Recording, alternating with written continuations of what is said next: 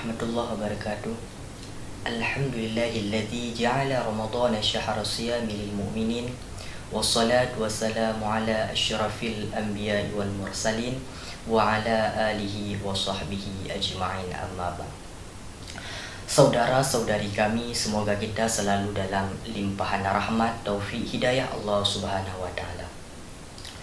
Pada hari ini, rencana kita kemarin akan melanjutkan pembacaan kitab Nihayatul Zain tentang orang-orang Islam di mana ia boleh tidak berpuasa, ataupun kalau memang sudah terlanjur berpuasa, maka ia boleh membukakan ataupun membatalkan puasanya. Tapi mungkin kita tidak membahas tentang itu, tapi kita agak melompat sedikit ke pembahasan berikutnya.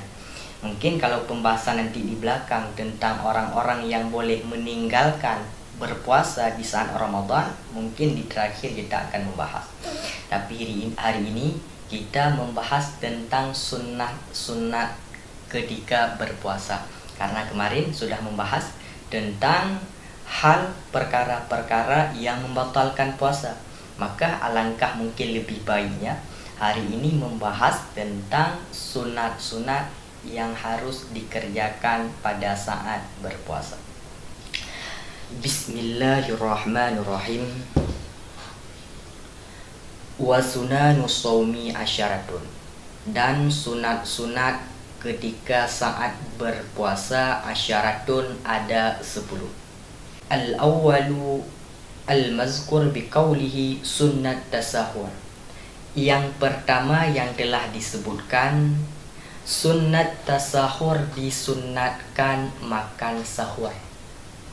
Sunat yang pertama, orang yang berpuasa disunnahkan makan di saat waktu sahur. Jika ada orang berpuasa ia tidak makan waktu sahur, maka puasanya sah. Tapi alangkah lebih baiknya orang tersebut yang esoknya berpuasa malamnya makan sahur. Kenapa disunnahkan makan sahur? Liqaulihi sallallahu alaihi wasallam, karena ada hadis daripada Nabi sallallahu alaihi wasallam, di mana hadis ini terdapat di hadis Al-Bukhari nomor hadis 1923. Nabi bersabda, tasaharu fa inna fis sahuri barakatan. Sahur olehmu, makan sahur olehmu, fa inna fis sahur, karena di saat waktu sahur itu ada keberkahan. Apa itu keberkahan? Mungkin selama ini kita bertanya-tanya apa itu keberkahan. Apakah banyaknya, mungkin kalau rezeki, banyaknya rezeki, ataupun pada uang, mungkin banyaknya uang itu barakah? Bukan. Pernah seorang ulama bernama Ibrahim bin Adham. Beliau ini berdialog dengan seorang pemuda, di mana pemuda ini berpendapat bahwa tidak ada kata-kata berkah, itu tidak ada. Kita mungkin ada uang. Pria ini berpendapat uang kita itu tidak ada berkah dan tidaknya enggak ada. Kalau punya uang, misalkan ini uang, berkah atau enggak, itu cuma mitos. Maka Ibrahim bin Adham tadi berdiskusi dengan pemuda tersebut. Ia membuat satu analogis. Ia berkata kepada anak muda tadi, "Ara'aita al-kilab wal ghanam?" Wahai anak muda, kamu pernah enggak lihat anjing dan kambing? Maka anak muda tersebut menjawab, "Na'am, pernah wahai Ibrahim bin Adham." Kalau kamu pernah melihat anjing dan kambing, kira-kira lebih banyak mana melahirkan, kambing ataupun anjing? Maka anak muda tadi berkata, banyak anjing lah. Anjing itu setahun melahirkan 7 anak, sedangkan kambing paling banyaknya itu cuma 3 ekor kambing, sedangkan anjing 7. Maka saat itu Ibrahim bin Adham berkata kepada pemuda tadi, "Wahai pemuda, kamu pernah melihat enggak, kira-kira setiap tahunnya ada kambing yang disembelih dan anjing yang disembelih?" Maka pemuda itu tadi berkata, "Yang saya lihat," katanya, "di tempat-tempat saya itu kebanyakan kambing disembelih. Kambing misalkan ini nanti Idul Adha, disembelih korban kambing, akikah disembelih kambing, ada acara walimah dan sebagainya yang disembelih kambing. Sedangkan kambing tadi setahun paling banyak 3 ekor melahirkan anak. Sedangkan anjing tadi melahirkan setahun 7 ekor. Maka Ibrahim bin Adham berkata kepada pemuda tersebut, kira-kira kamu di daerahmu lebih banyak mana anjing sama kambing? Maka pemuda tersebut berkata, tak, di daerahku lebih banyak kambing. Maka saat itulah Ibrahim bin Adham berkata, itulah yang dinamakan barokah. Barokah itu bukan banyak wujudnya. Contohnya tadi anjing setiap tahun melahirkan 7 ekor anak. Sedangkan kambing melahirkan 3 ekor anak. Kebanyakannya, paling banyak itu 3 ekor. Kambing setiap tahun ada yang disembelih, sedangkan anjing tidak ada yang disembelih. Tapi ketika kita lihat di kehidupan nyata, kambing lebih banyak ketimbang anjing. Maka itulah yang dikatakan barokah. Dan pemuda tadi berkata kepada Ibrahim bin Adham, kenapa harus kambing yang barokah? Kok anjing nggak barokah? Apakah anjing hina? Maka Ibrahim bin Adham menjawab, tidak. Kenapa kambing bisa jadi barokah sedangkan anjing tidak barokah? Maka ia menjawab, li'annal aghnam tarkidu awalal lail. Karena kambing ia tidur di awalal lail, di awal-awal waktu malam. Wa taqumu qablal fajri. Kambing terjaga, ia bangun dari tidurnya ke sebelum daripada fajar. Fatadariku waqta rahmah. Maka kambing tadi mendapatkan satu waktu yang ada rahmat. Fatunazzilu alaiha barakah. Maka diturunkan keberkahan kepada kambing. Kambing tidurnya awal malam, paginya pagi-pagi sebelum fajar langsung bangun. Sedangkan anjing pada saat waktu tengah malam aja belum tidur, ya masih menggonggong sana sini. Makanya pada saat subuh ia tertidur. Maka di antara kedua binatang ini, kambing lebih barakah karena bisa mendapatkan waktu sahar. Karena Nabi pernah bersabda, Allahumma barik li ummati fi bukuriha. Ya Allah, Nabi berdoa, ya Allah, berkahilah umatku fi bukuriha, pada waktu pagi mereka itu. Makanya karena kambing tadi ia bangun dari tidur pada saat pagi, ia lebih barokah ketimbang anjing. Itu satu analogis yang digambarkan oleh Ibrahim bin Adham kepada pemuda tadi, yaitu kalau nggak salah kami itu zindik kalau nggak salah. Dan mungkin bisa kita dapatkan sebagai ilmu terhadap kita. Itulah yang disebut keberkahan. Gambarannya lebih kurangnya begitulah. Wa yahsulu sahuru ala syai'in wa in qalla. Dan hasillah sahur di atas sesuatu. Wa in qalla, sekalipun sedikit. Yang dikatakan disunnahkan makan sahur, enggak harus mungkin kalau kita makan nasi, enggak. Pokoknya ada sedikit makan untuk mendapatkan keberkahan. Walau jar'atal ma, walaupun seteguk air, minimalnya mungkin seteguk air untuk mendapatkan keberkahan. Wa yadkhulu waqtuhu binisfil laili, dan masuklah waktu sahar binisfil laili, di pertengahan malam. Kapan kita makan sahur? Makan sahur itu bukan pukul 3, bukan pukul 4. Tapi makan sahur itu mulai daripada pertengahan malam. Mungkin kalau kita di Aceh pukul 12 dimulai waktu sahar. Akhir waktu sahar mungkin berdasarkan hadis riwayat Imam Al-Bukhari, di mana terdapat di kitab Sahih Al-Bukhari nomor hadis 1921. Ada hadis riwayat daripada Anas. Beliau diceritakan oleh sahabat bernama Zaid bin Harisah kalau nggak salah kami. Zaid bin Harisah, di mana ia berkata, saharna ma'ar Rasul, kami pernah makan sahur beserta Rasul. Anas tadi bertanya, kapan akhir daripada waktu sahar itu kapan? Maka Zaid bin Harisah berkata, habis waktu sahar, di mana jarak antara waktu sahur dengan solat subuh dengan fajar ukuran daripada 50 bacaan ayat Al-Quran. Mungkin kalau kita konversikan sekarang kurang lebihnya 10 menit lah.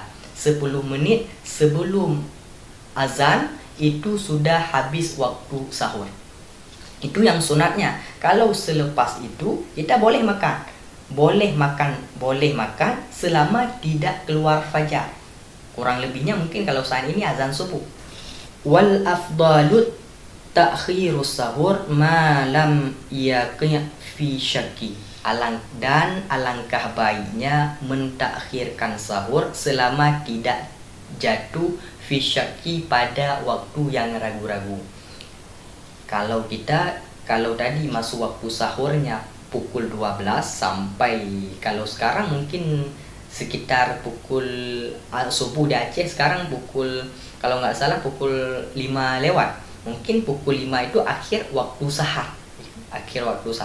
Mungkin 20 ataupun 25 menit sebelum azan subuh.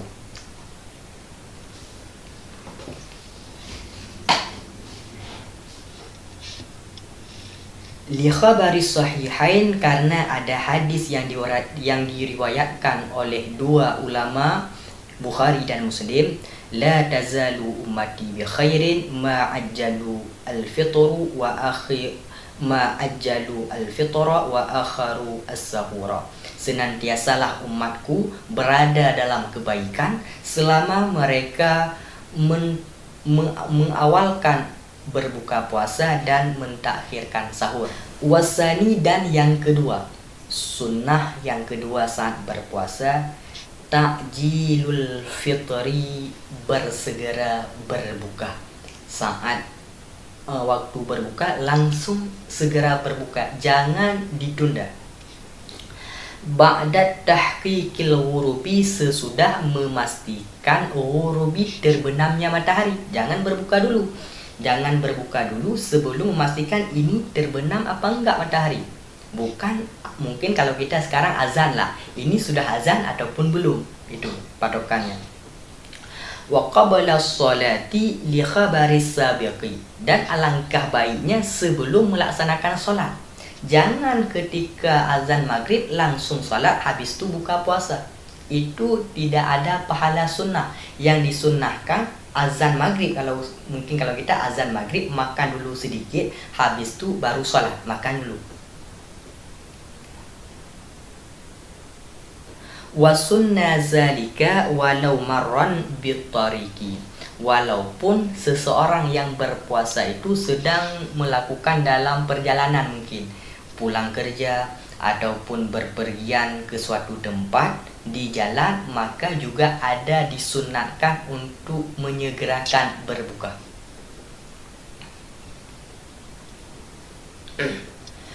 Wa sunna an yakunal fitru bitamrin fama'in, dan pada saat berbuka disunatkan berbuka puasa bitamrin dengan tamar. Tamar itu korma yang sudah dikeringkan. Korma yang dijual-jual di tempat kita itu namanya tamar. Ada dua dia, ada namanya rutab, ada tamar. Kalau rutab ini korma, tapi apabila kita taruh misalkan di tempat-tempat biasa, enggak lama, cuma beberapa minggu, 1 minggu, 2 minggu, ataupun mungkin sebulan, busuk dia. Itu namanya rutab. Kalau tamar ini korma yang ada di tempat-tempat kita yang dijual, itu setahun kita taruh enggak akan busuk itu namanya tamar. Dan disunatkan bahwa berbuka dengan tamar, dengan korma. Kalau enggak ada korma, fama'id, maka berbuka dengan air. Li khabari sahahu at-Tirmizi wa Ibnu Hibban, karena ada hadis yang disahihkan oleh At-Tirmizi dan Ibnu Hibban, iza kana ahadukum shaiman falyuftir 'ala tamar, apabila adalah salah satu kalian berpuasa, maka hendak berpuasa dengan korma. Berbuka puasa pertama jangan dengan air, yang disunahkan pertama dengan korma dulu.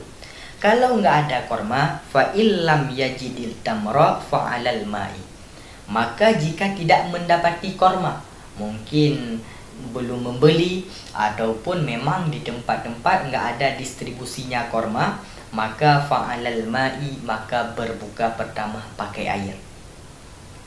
Fa innahu tahurun, karena air itu suci lagi menyucikan.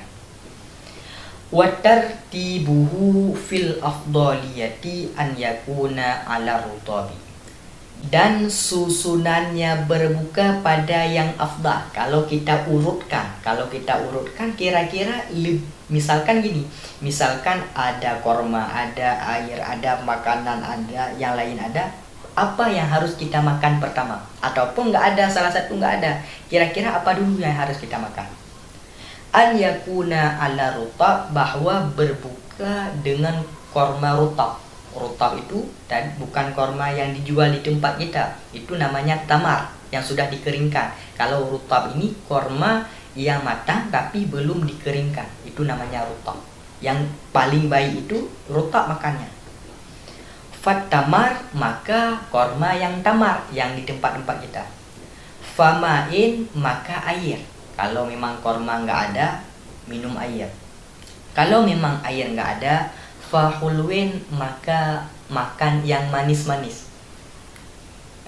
Bisa jadi mungkin air ataupun makanan-makanan yang ada sifat manis. Fahulwain, maka hulwain. Hulwain ini ada dua makna. Ada yang berkata hulwain ini manisan, ada yang berkata buah-buahan yang manis. Kalau yang di belakang itu nggak ada, maka dahulukanlah buah-buahan yang manis. Wasalisu ad-du'aul al-ma'thur aqaba fitrihi, dan yang ketiga sunat ketika berpuasa ad-du'aul ma'thur aqaba fitrihi, membaca doa-doa yang masyhur aqaba fitrihi, sedikit setelah berbuka.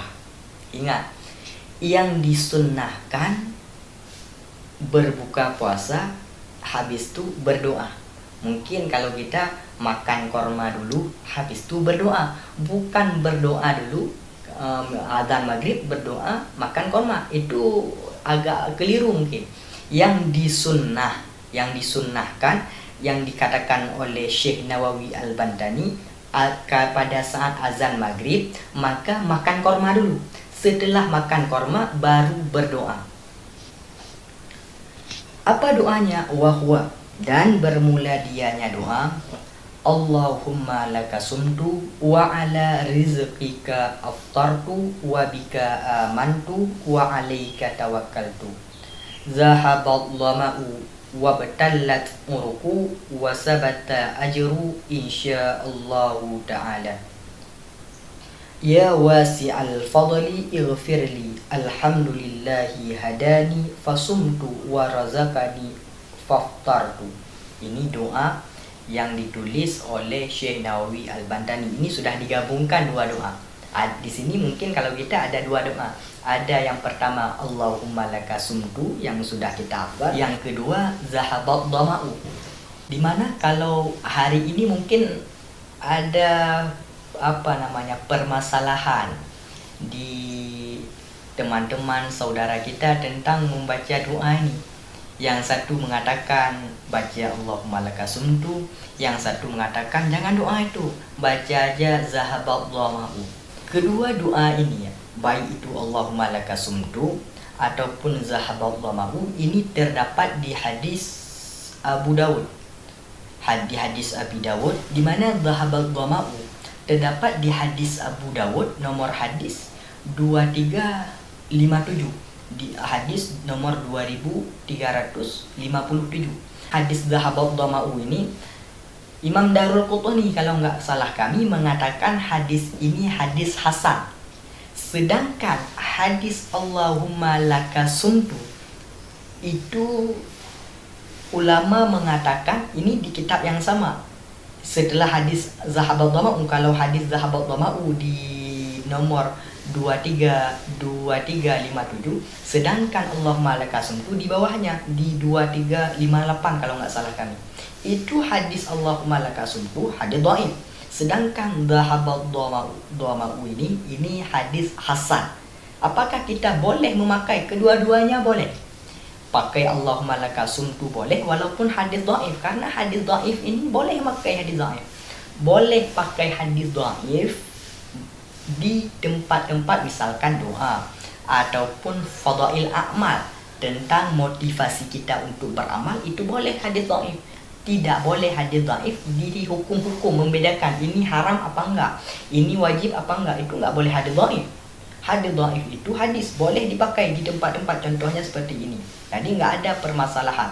Baik itu bisa kita baca Allahumma lakasumtu, bisa kita baca zahabad dhama'u. Tapi kalau Syekh Nawawi mengajarkan kepada kita bahwa bacanya langsung kedua-duanya membaca. Mungkin itu yang lebih pas, nggak ada perbedaan lagi.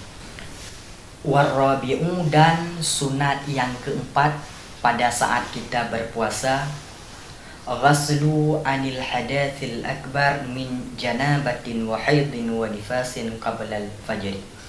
Sunat kita mandi wajib, baik itu junub, nifas, haid dan yang lain-lain. Disunatkan mandi wajib sebelum fajar, sebelum subuh itu disunatkan.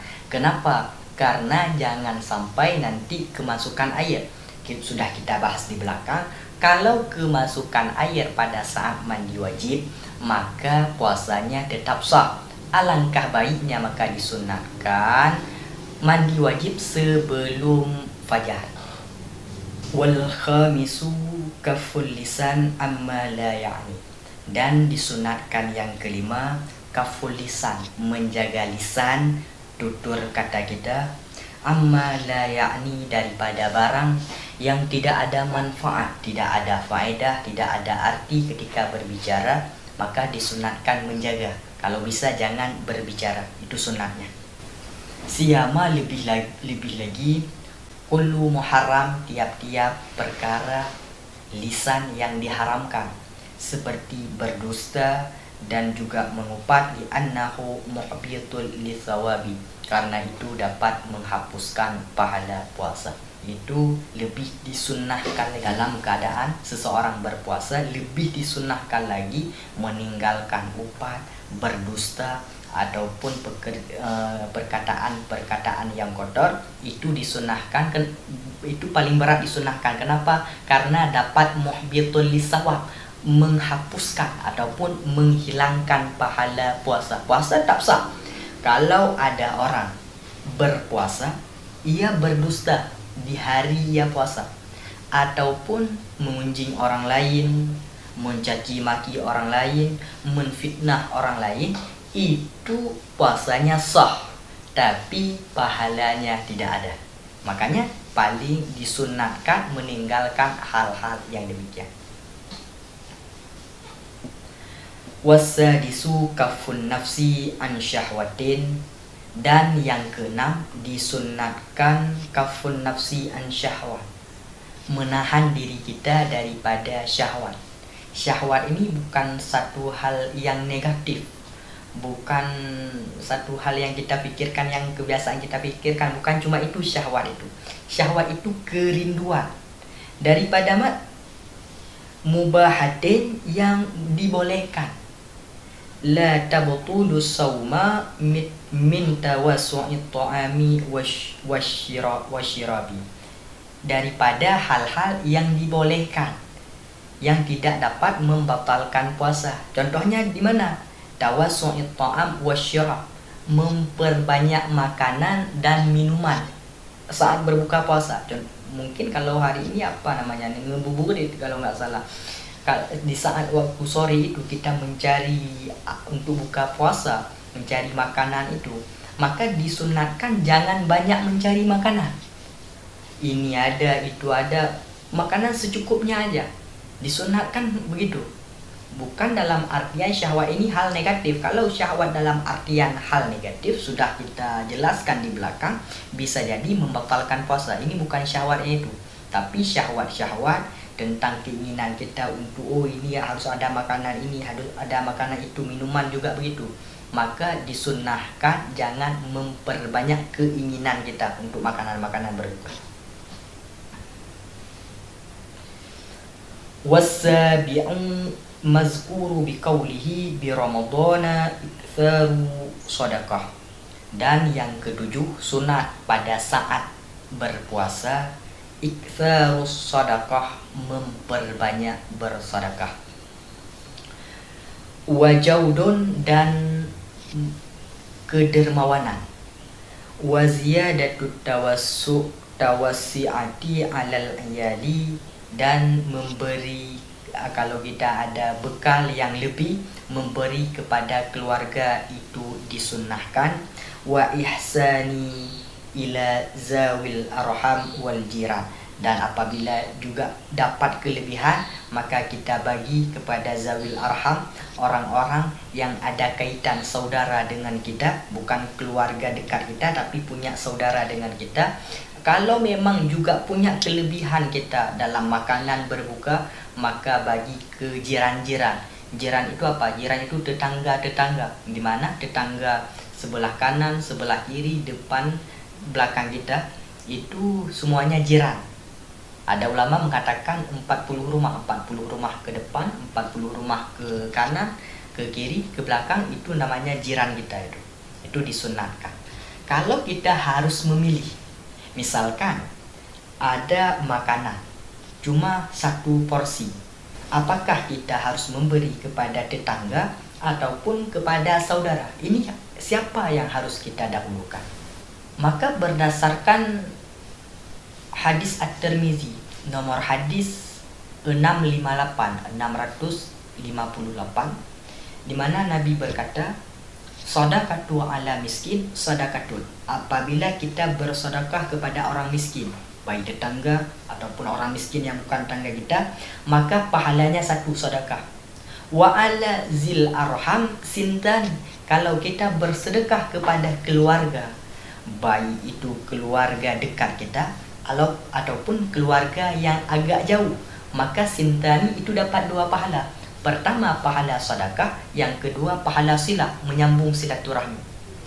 Kalau di suatu keadaan harus memilih apakah bersedekah pada tetangga ataupun kepada keluarga, maka alangkah baik dahulukan keluarga ketimbang tetangga.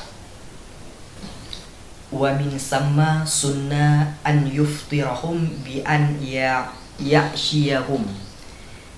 Wa min sama, dan daripada di sana, setelah kita memahami bahwa disunnahkan bersedekah. Apa disunnahkan? Sunnah an yuftirahum, disunnahkan seseorang itu menyediakan kepada orang-orang yang sedang berpuasa bi an ya'shiyahum, makanan malam mereka itu.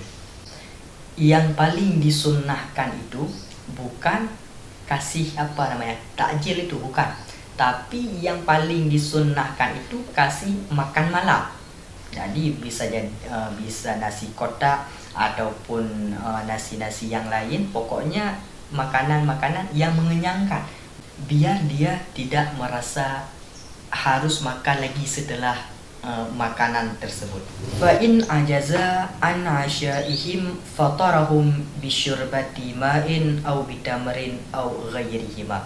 Kalau fa in ajaza, maka jika ia merasa lemah daripada mempersiapkan makan malam, misalkan kita ingin bersedekah tapi mungkin nggak mampu bersedekah makanan, nasi nggak mampu bersedekah, maka juga disunatkan bersedekah fatarahum bisyurbati ma'in, bisa bersedekah, mungkin kalau sekarang takjil namanya, air ataupun korma ataupun selain keduanya. Tapi yang paling disunatkan harus makan malam. Kalau kita mungkin nasi, kalau memang tidak mampu maka kasih takjil, air dan sebagainya. Di qaulihi sallallahu alaihi wasallam, karena ada hadis Nabi di hadis At-Tirmizi, di hadis Sunan At-Tirmizi nomor hadis 807, man fattara shaiman falahu mithlu ajrihi. Barang siapa yang menyediakan berbuka shaiman, orang-orang yang berpuasa, falahu mithlu ajrihi, maka orang yang menyediakan makanan orang yang berbuka pahalanya sama. Misalkan ada orang puasa sunnah, kita nggak puasa sunnah. Ketika ia berbuka puasa, kita kasih makan, maka pahalanya ia dapat pahala orang yang puasa, kita yang memberi makan dapat pahala seperti orang yang berpuasa. Wala yang kusumin ajari so'imi syai'un, tidak ada pengurangan. Wala yang kusu, tidak ada pengurangan min ajri shaimi, daripada pahala orang yang berpuasa, syai'un, sesuatu, sedikit pun tidak ada pengurangan. Sebagaimana ia mendapatkan contohnya 100% pahala puasa, maka kita yang kasih makan orang puasa, pahala puasa kita dapat 100% juga. Wa iksarut tilawah, dan yang ketujuh lagi memperbanyak, kalau tadi memperbanyak sedekah, dan memperbanyak tilawah, membaca Al-Quran. Wasaminu, dan yang ke-8 disunahkan saat berpuasa, iksaru i'tikaf, memperbanyak i'tikaf. I'tikaf itu menetap di dalam masjid, itu disunahkan. Bukan cuma di puasa, di hari-hari yang lain juga disunahkan, tapi kalau dalam keadaan kita berpuasa lebih disunahkan. Siyama asyuru akhirihi, lebih-lebih lagi di 10 terakhir di bulan Ramadan, mulai daripada malam 21 sampai seterusnya sampai 29 ataupun 30, itu paling disunahkan untuk i'tikaf di masjid.